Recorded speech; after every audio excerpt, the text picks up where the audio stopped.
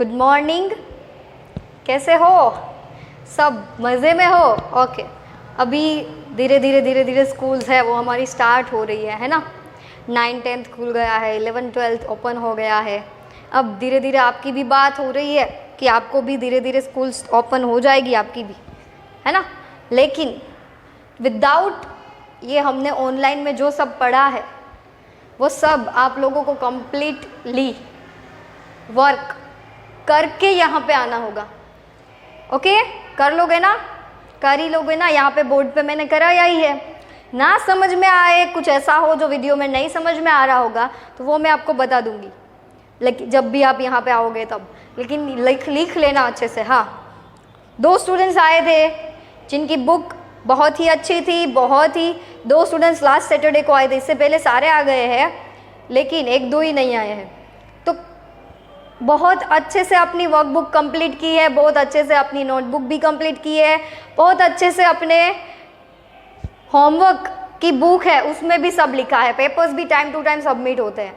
Okay, तो मुझे अच्छा लगा आप लोगों का वर्क देख के कि आप लोग मेरे साथ साथ कर रहे हो। ओके, सिर्फ 1-2 को बात करके, है ना। तो वो 2 से भी मैं रिक्वेस्ट करूँगी कि अच्छे से अपनी बुक्स है वो कंप्लीट करो, मेरे साथ साथ करो। ओके, सम्स है वो लेंदी होते हो तो आप लिखते नहीं हो, वो 2 की बात कर रही हूँ, तो लिखो। मैं घर पे आके नहीं लिखाने आऊँगी, आपको लिखना पड़ेगा ना। ये कभी भी ओपन होगा या तो नहीं होगा, अभी भी प्रोबेबिलिटी में ही है कि होगा कि नहीं होगा, होगा कि नहीं होगा, है ना। केसेस बढ़ेंगे तो कह देंगे कि नहीं ओपन करनी है स्कूल्स, तो 1 ईयर्स तो गया ही, पहले ही बेस वीक है आपका। तो यहाँ पे ध्यान दो, यही सारा आगे आएगा। जो 6th में आता है उससे एक स्टेप 7th में आती होगी मैथ्स, 7th से एक स्टेप 8th में, 8th की जो मैथ्स है उसको मिला के उसकी जो आगे की मैथ्स है वो 9th की होगी। 9th वाला अगर क्लियर हो तभी आप 10th क्लियर करोगे, क्योंकि 9th में पूरा बेस आ गया होगा 10th का। तो अगर 6 से थोड़ा थोड़ा ध्यान दोगे तो बेस क्लियर होता जाएगा, है ना। मुझे पता है आप लोगों ने दिया ही है और मुझे अच्छा भी लगा जो आप लोग कर रहे हो वर्क। ओके, क्योंकि विदाउट टीचर्स आप खुद से कर रहे हो तो बहुत ही अच्छा लगा मुझे। ओके, अब स्टार्ट करेंगे हम आज का लेक्चर नंबर जो भी हो, मुझे पता नहीं है ये कौन सा लेक्चर है, लेकिन चैप्टर नंबर 4 का लेक्चर है ना। मैं भूल गई नंबर लिखना। चलो, तो यहाँ पे लास्ट लेक्चर में हमने कहाँ तक कंप्लीट किया था? चैप्टर नंबर 4 में क्वेश्चन नंबर भी 4 तक, है ना, ट्रू फॉल्स तक। आज स्टार्ट करेंगे क्वेश्चन नंबर 5 से। कहाँ से स्टार्ट करेंगे? क्वेश्चन नंबर 5 से। तो देखो, mark points x, y, z and w such that no 3 of them are collinear. Mark that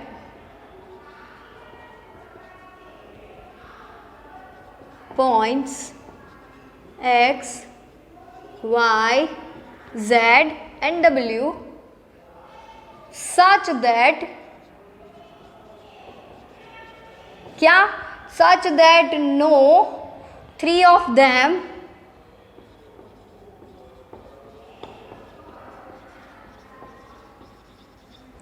are collinear. Draw line segment by joining all the possible pair of points. हमें line segment भी draw करनी है। तो चलो, 3 points है वो collinear होने नहीं चाहिए, यानी कि 2 हो सकते हैं, 3 नहीं होने चाहिए। ये लिनियर में नहीं है नहीं है, टेढ़ा मेढ़ा बना दो इसको।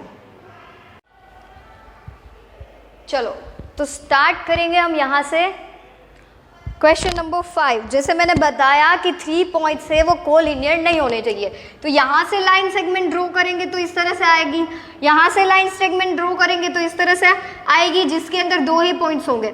एक मैं यहाँ पे पॉइंट ड्रॉ कर लेती हूँ, तो ना तो वो इसके लाइन में है, या तो इन दोनों की लाइन हो सकती है, या तो इन दोनों की, ये तीनों एक लाइन में नहीं होंगे। यहाँ पे ये, तो यहाँ पे ये पॉइंट को ज्वाइन कर दूंगी,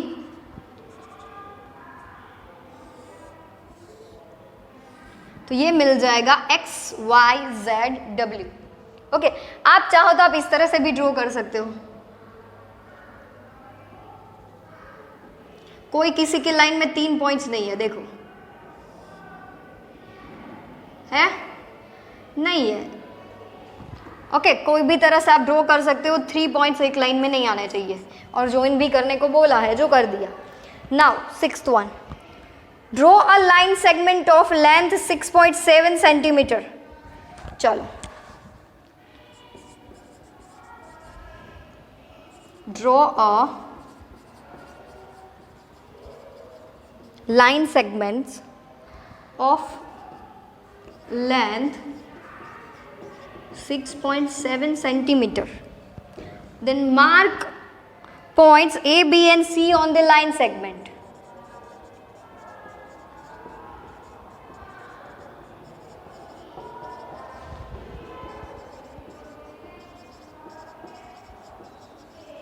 ओके, तो चलो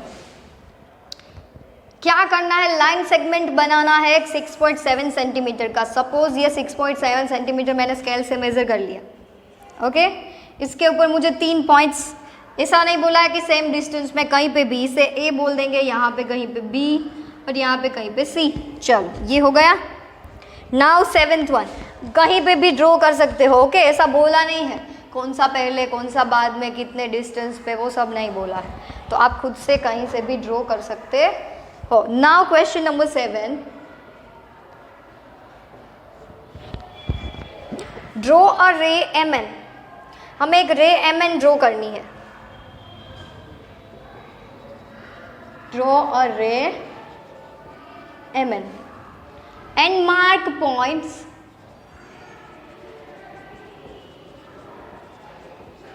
X, Y, यानी कि X and Y on the ray. Now mark points P and Q outside the ray MN। Then और बोला है कि mark points P and Q outside the ray MN। चलो,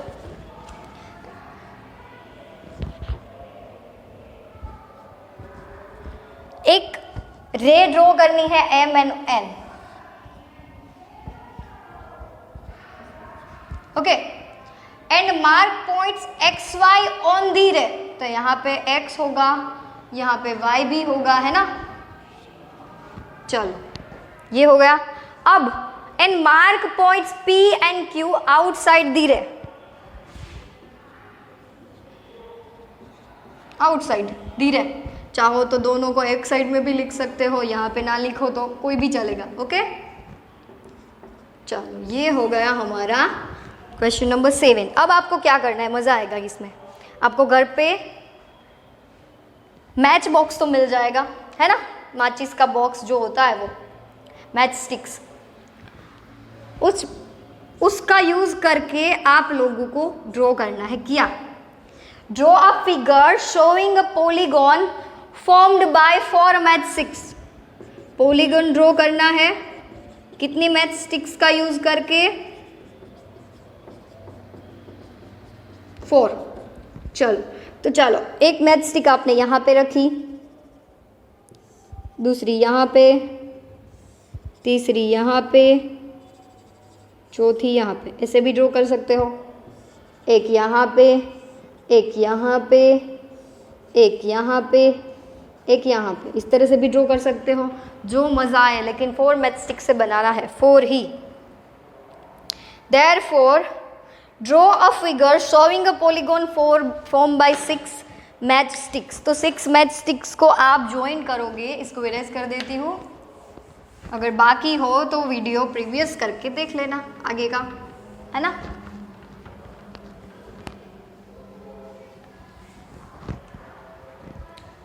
कितनी मैच स्टिक्स लेनी है 9th के अंदर? 6। तो चलो, 1 2 3 4 5 एंड 6 हो गई। इस तरह से 6 मैच स्टिक्स का हेक्सागोन बनेगा। Now question number 10, draw XYZ angle. Draw angle XYZ and mark points P and Q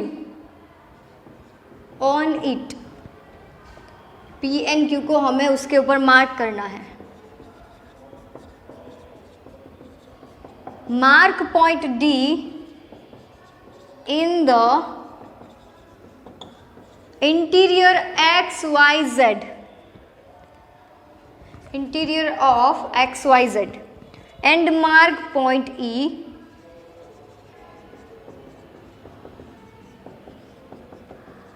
in the exterior of angle XYZ. चलो ड्रॉ अ एंगल XYZ को किसी भी मेजर का ड्रॉ कर सकते हो. चलो यहाँ पे x, यहाँ पे y, यहाँ पे z. कैसे पता चलेगा? y यहाँ पे आएगा, बीच में y है इसलिए. Mark points P and Q on it. हमें 2 पॉइंट्स इसके ऊपर ही ड्रॉ करने हैं. Mark point P and Q on it यानी उनके ऊपर. Mark point D in the interior of angle XYZ. Point D को हमें कहाँ पे मार्क करना है? इंटीरियर यानी कि एंगल के अंदर. Again and mark point E in the exterior angle of XYZ यानी कि बाहर के पार्ट में. तो कहीं पे भी कर दो, ये हो गया E. This is the given figure. Question number 11.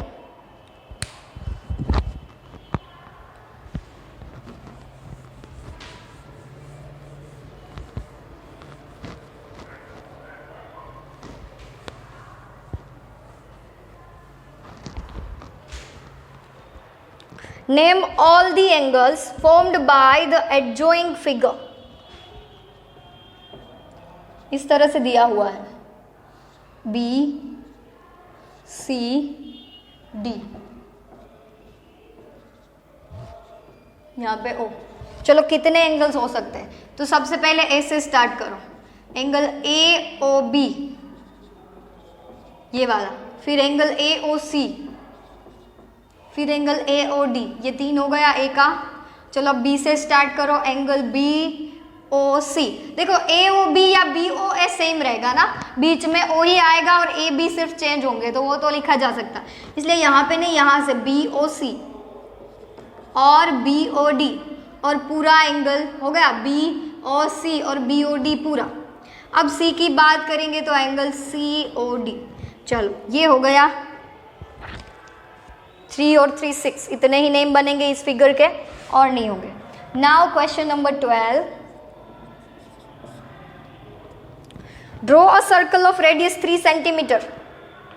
हमें एक सर्कल ड्रॉ करना है जिसकी रेडियस 3 हो. तो आपको राउंडर लेना है. राउंडर में अपनी पेंसिल को अच्छे से सेट करना. ओके, फिर 0 से मेजरमेंट लेना. यहाँ से यहाँ तक होता है ये सबसे पहले 0, फिर 1 2 3 4 5 6 7 8 9 10 यानी कि ये हो जाएगा हमारा 1. फिर 1 2 3 4 5 6 7 8 9 10 या 2. इस तरह से हमें कितने सेंटीमीटर तक मेजर करना है? 0 से मेजर करना होगा, 1 से नहीं. तो 0 से लेके 3 तक. तो चलो 3 सेंटीमीटर की रेडियस लेना आ गया. अब आपको उतनी रेडियस का सर्कल यहाँ पे ड्रॉ करना होगा राउंडर की मदद से. ओके, ये कर लिया. Okay, draw a chord, radius and a diameter, a segment and a sector of this circle. चलो तो draw a, सबसे पहले तो रेडियस 3 सेंटीमीटर की, ये 3 सेंटीमीटर होगा. अब कोड तो किसी भी ली जा सकती है. ये कोड हो गई. ओके, B यहाँ पे O, ये AB कोड ड्रॉ कर दी. चलो therefore रेडियस यहाँ पे OA, OP बोल देंगे इसको क्योंकि ए बी नीचे कोड लिए ना, तो OP. देयरफॉर डायामीटर, तो यहाँ से स्टार्ट करेंगे हम ड्रॉ करना. डायामीटर यानी सेंटर से होती हुई सबसे बड़ी कोड, तो M और N. ओके, यहाँ पे आप स्केल से ड्रॉ करना, मेरी तरह नहीं. ओके, फिर डायामीटर के बाद अ सेगमेंट है ना, sector. It is a segment, code से बनता हुआ रीजन.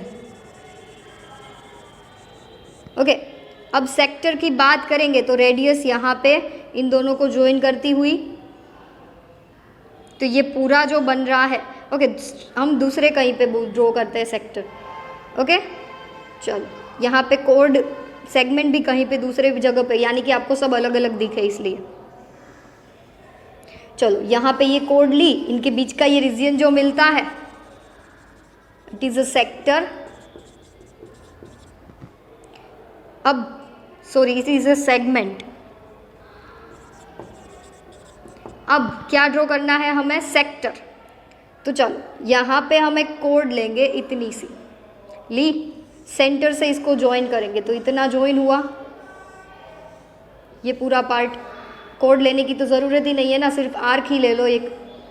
यहाँ पे एम नेम दिया था, यहाँ पे एन, यहाँ पे ए बी, इसको एक्स वाई बोल दो। और यहाँ पे ये जो आर्क है वो वाई जेड आर्क की मदद से उसके बीच का जो रीजन बचता है, it is a sector. Okay, sector that means कि आप सब अलग अलग दिखाओगे तो समझ में आएगा, एक ही फिगर में सब बोला है तो it is a sector. Okay, फिर इतना लेंगे सिर्फ कोड की मदद से, तो इट इज़ अ सेगमेंट, ये सेक्टर। फिर इतनी लेंगे तो सिर्फ रेडियस, पूरा लेंगे तो पूरा डायामीटर। ओके, इस तरह से, ये मैंने थ्योरी में बताया था। Now question number 13, draw a 4 lines L1, L2, L3 and L4 passing through a point P। Okay, यहाँ पे ड्रॉ कर देंगे हम इसको।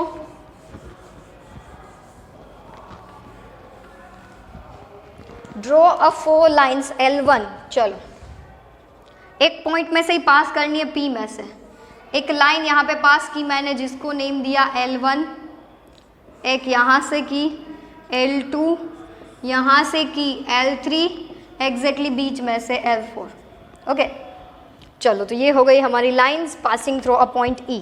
तो ये था हमारा आज का लेक्चर। क्वेश्चन नंबर 5 से हमने 13 तक सब ड्रॉ किया है।